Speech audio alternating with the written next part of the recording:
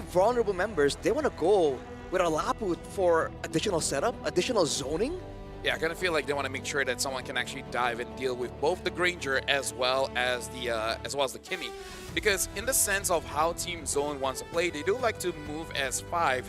So I feel like they want to make sure that everyone has their own targets, and the less people on Zixora, the better. Yeah, and I don't know. We'll see whether or not Zixora is going to find that space that he's been looking for, but so far 1.5 counter index.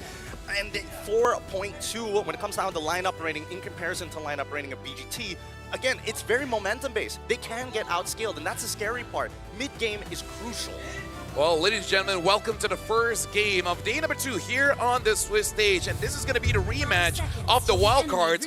Boostgate going up against Team Zone. Oh man, let's see how this one is going to go, because honestly, as much as they want to scale up and play for the late game, I think there's some danger in the late game for Team Zone themselves. The Granger is going to have so much more range available to kind of poke them down before the fights even begin. And we know that with the Hylians and Gato coming back here, it's going to be a bit of an all-in type of fight for the most part. I am curious about the laning phase, right? Because I think that XC, he's going to be a huge predeterminer of how this first hurdle is going to play out. Fight for the most part. I am curious about the laning phase, right? Because I think that XC, he's going to be a huge predeterminer of how this first hurdle is going to play out. Same goes for Bankai, but the onus is a little bit more on XC only because he's running the Petrify, right? At any time, if he makes a mistake in lane, Bankai could completely throw the next 8 minutes. Right now for Team Zone, they just want to make sure that Zixora gets as much as possible. It looks like he's not able to get the Little Wanderer, but again, they just got to delay a little bit. If they can go for a fight, if Bankai gets a good catch, then hey, go for it. You got Kenny. Kenny does have that damage once he hits level 4. If teams don't want to go for fights, though, they better make sure that the fights end quick, because in the early game, a Kimmy and a Hylos, that's a lot of like built-in DPS. Yeah, but we're seeing it right now as Kenny is getting absolutely blasted, forcing Bright to use his Revitalize. Now, Identity did take a little bit of damage and probably will lose a minion coming back into the wave, but that's more than enough to kind of set the tone. Seeing the emblems here, a bunch of Festival of Bloods. Again, sustain, a very underrated resource in the current meta. For the most part, though, again, the poke damage coming from the Granger is something that Team Zone definitely have to kind of be a bit more concerned about. For now, though, with the revitalized advantage that Boostgate has, I believe they're going to be planning on setting up for a big play. Here's the big play. The Phantom Execution finds first blood. Kazue, great gank on the mid lane. Trying to get a freeze down there, but unfortunately, Bright was not able to break it in time. RX able to get the bullcrap on his own, and that's the very first stone being thrown into the river. Yeah, honestly, good engage coming in from Boostgate, both Walker as well as Identity. Make sure that Kenny could not get away, but now Walker gets attacked. Might be in some trouble here, Rector. Hey, he's still outstaying all the damage, allowing XE to start chasing Zixora, petrifies him, locks him up, and that's going to be another kill going over to Boostgate. The turtle is down as Bankai is looking for a return trade with the bravest fighter as Bankai jumps forward, luckily able to take out Whacker before he goes down. XE still in trouble, but Kani got to be careful. K finds one with the help of the flank, and there we have it. They even up the score, 4-2-3. Dude, it didn't seem like Team Zone were going to be able to match up to the early game damage, the Yuzong, the Kimmy, but somehow, some way, they kite back long enough that the skills come back up, and on paper at least, they have more burst damage to catch Boostgate Esports off guard, and they did. They walk up afterwards and just got cleaned up. They got cleaned up hella hard, and now the invasion's coming in from Zixora just trying to get himself ahead. They know that Kazue is ahead, and they need to make sure that Zixora scales at roughly the same amount of time. Glorious Pathway already down, and Kani thinking the most dangerous path has to flicker at the very end, but they got the Phantom Execution. Retributions from both jungles are down. Yeah, I like the way the Team Zone is using their flickers here, where Kenny essentially is just trying to stay safe, and K try to get involved in the fights as much as possible, because even just now at level 4, dealing quite a lot of damage onto Kazue. So I feel like for the next turtle fight, they do have to be careful. RX needs to be able to tell Boostgate whether K is in the lane or actually rotating, because for Zixora, he needs time, he needs space. Bankai can give that right now. And at this point, looking at the damage that K is able to do when no one really has any kind of items, especially the Chastised Pauldron, he's still kind of a threat. Not enough to kill, but definitely enough to make you worry a bit. But check out this gamble here. No boots from either side. Even XE figured it out, but now Brighton in trouble with the Feather Airstrike to support him, unable to get out. And now, with the AOG gone and a dead body, Identity might just be next on the chopping block, but with War Axe already found, Bankai gets one.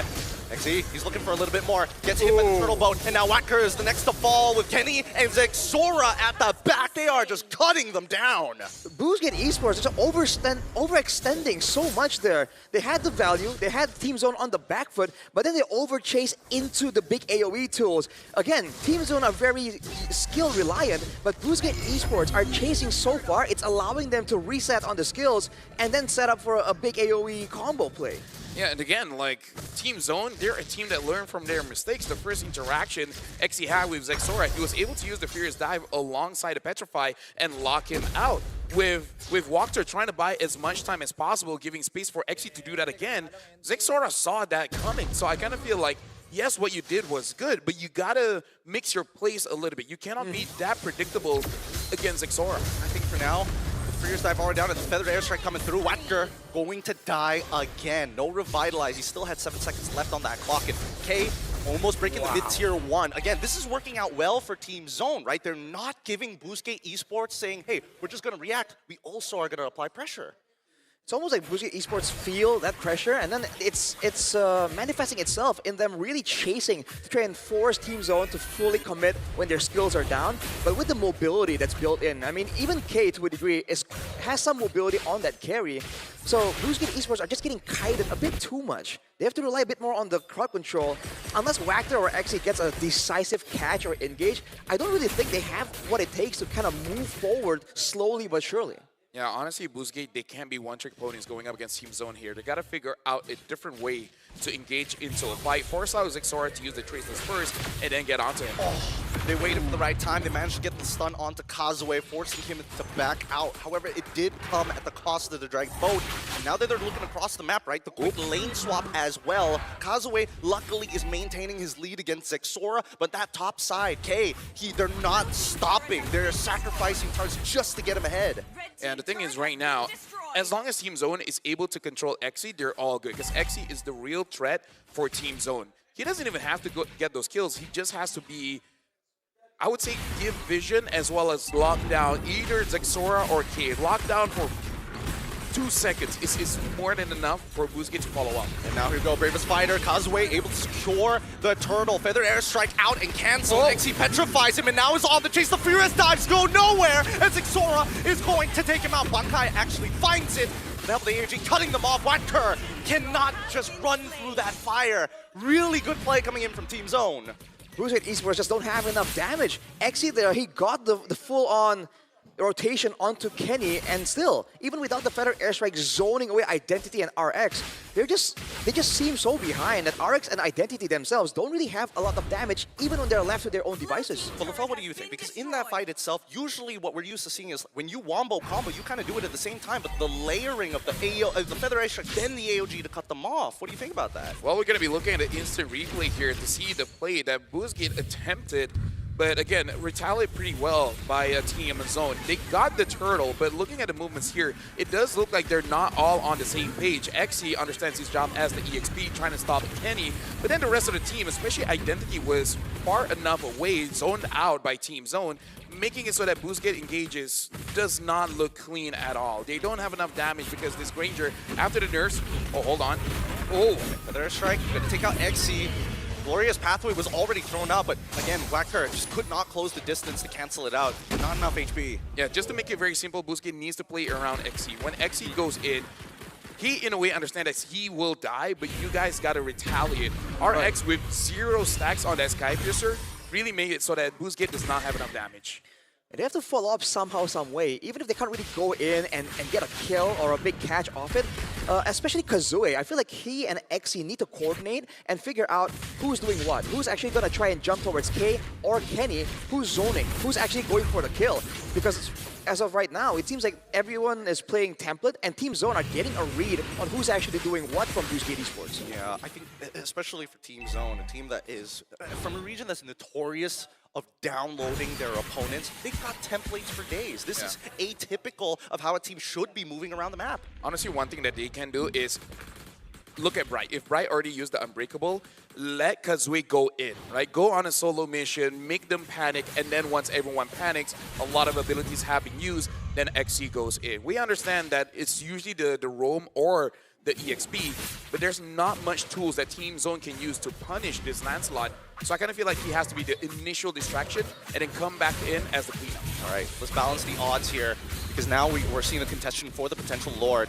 Level 13 on Causeway. He used the Phantom Execution, get in, potentially out, and Team Zone, they know as well. It's not worth contesting it here. This is the worst possible fight that we could take because if we all get executed here, it's over. And now they jump Bravest Fighter next for Bankai with the help of the Feathered Airstrike, and unfortunately, it's just raw peel for the Black Dragon forming. XC goes in, Revitalize keeps them alive as Sora takes them out as K attacks the backline. Double kill, already found the AOG, cuts out Causeway for a double on 6. Sora, T2's now a threat. Almost a complete wipeout here for Team Zone. K on the carry again with all his teammates pressuring the members of Boostgate. There's nothing left for the punish. He flickered forward there and had his eyes straight on Identity, immediately deleting him with the fadeaway. And just like that, Team Zone now are definitely in the lead, and they're going for the Lord. This is so frustrating, especially for RX, right? No deaths, you've been farming the whole game, you've got the items, but you can't stack up the Sky Piercer. Yeah. Honestly, this is why Team Zone is pretty scary. The more losses that they experience, the stronger that they're going to get, because again, they love the game. They make sure that every single time they hang in one room and then figure out what went wrong and make sure that they don't do that again. In terms of what Boostgate is doing wrong, honestly, is just that this is a very difficult draft for them to pilot, especially because we only been spamming the Hayabusa. The good thing that Team Zone banning out that Hayabusa, because we is good on the Lancelot, but definitely it's like the entire team is not used to this kind of playstyle. Yeah, no, they need to kind of wait for Causeway to get in position first. It's not as easy compared to Hayabusa, who can hop over walls. They want to make sure that Causeway can get in and out pretty safely, so they're just going to have to wait for his call. I think, personally, for me, right now we need to see a little bit from Identity to slow him down, but we'll try to see, because so far the front to back does not look good. There's so many limited control tools available for Boostgate, and Team Zone is completely abusing it. Okay, all right. Just 3 ults already being utilized. 4 ults as well, trying to clear up these waves, make sure the inhibitors are going to stay alive as Xora finally hits his item power spike in the BOD. Yeah, honestly, I agree with you. Identity needs to be able to do something, but can he? Oh, hold on. Oh! Getting a little dangerous there, but Bankai, he's already engaged. He's already got the Lance player. When the Bravest Fighter gets it, double kill for Bright of all players as he flickers forward to catch more. The hunt is over, and Team Zone have minions. The Crystal, the last of whole Identity. Can he clear those minions up? No, they don't give him a chance. And even with the AOG, it just ain't enough. That's GG, well played for Team Zone. Absolutely dominant showing there.